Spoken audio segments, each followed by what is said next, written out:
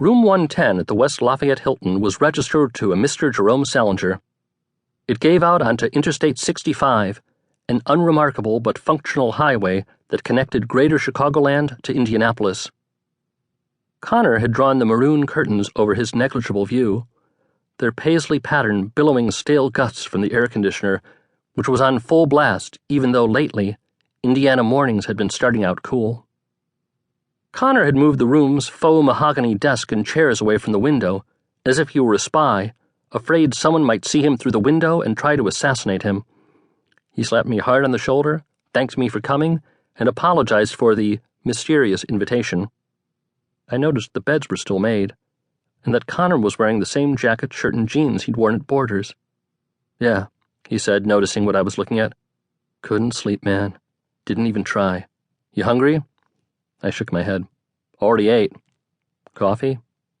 Water's good." I filled myself a glass from the bathroom sink. "So," I said as I took a sip, "what do you need?" "You bring a swimsuit?" he asked. "Yeah, but I'm not much of a swimmer." "Let's head down to the pool anyway," he said. "Might be safer." Safer?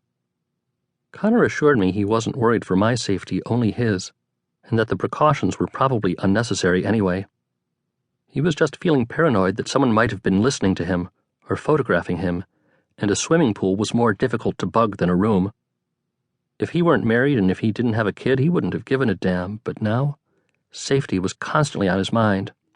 So, I followed along with Conner's routine, which, if nothing else, was more interesting than my own.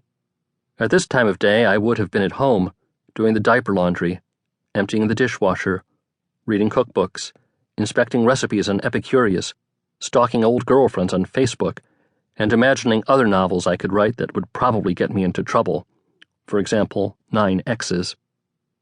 Conner changed into a pair of black swim trunks. Mine were orange and still a bit damp from the previous day at Bryan Park, where the kids and I had spent the day riding the water slides. We took the stairs down to the pool, which was empty save for a chain-smoking mom and her 2 boys who were eating Zagnut bars and littering the pool with their candy wrappers. "You know, you're the only person I can tell the story to. You're the only person who'll get it." Conner took a sip of club soda and stepped into the pool. I got in after him. The water was piss-warm and motionless. "All right, what's the story?" I asked. "First, let me ask you something. Do you remember that book I told you to read when we were hanging in the Pokes?" I remembered. In fact, it surprised me that he remembered. I figured the time we spent together had made more of an impression on me than on him. "Yeah," I told him. "We were talking about John le Carré, the Russia House." "That's right. There was a line in it I told you about. One of my favorites. You remember what it was?" I didn't. In fact, I hadn't managed to read the book all the way through. I had always found le Carré's books dense and slow-going, though I didn't mind some of the movies and BBC TV series based on his novels. "That's all right," he said. "It's something the Russian agent says to Barley, the British publisher. Promise me that if ever I find the courage to think like a hero, you will act like a merely decent human being."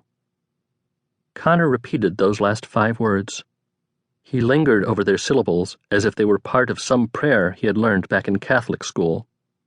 A merely decent human being.